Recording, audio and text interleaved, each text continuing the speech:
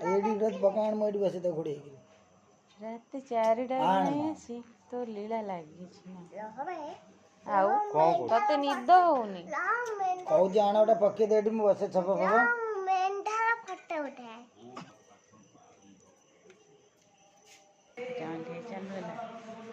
पटले वक्षस्थले कौस्तुभं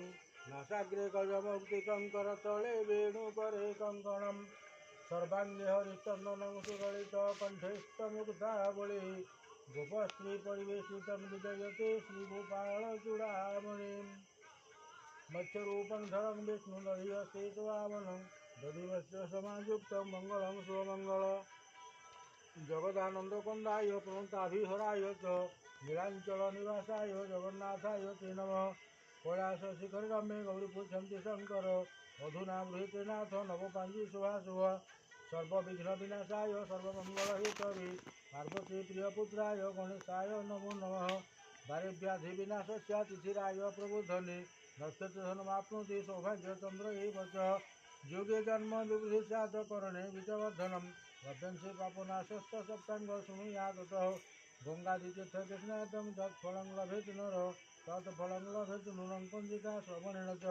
ग्रह विप्रामुखाग्रजा शृणुया नवपञ्जिका हस्ते धृत्वा फलं पुष्पं न शूद्र गणिताशत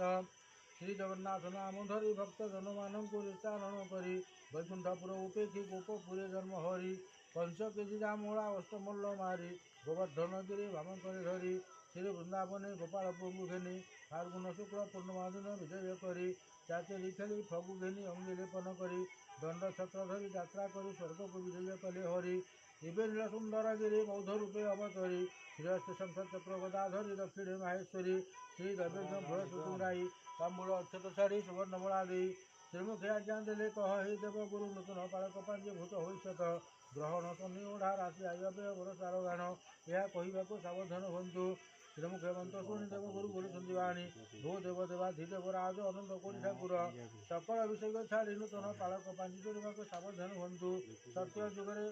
वाराणसी क्षेत्र में 7, 12, 15 तिथि सप्तविंश नक्षत्र एकादश कर्ण रविंशमान फाल्गुन मास बसंत ऋतु समय सभा 22 पावछठारे श्री नीलसुंदर गिरी दोल मंडप उपर श्री ठाकुर दोली खेलुंट जम समद देवपाल छामुरी करुँच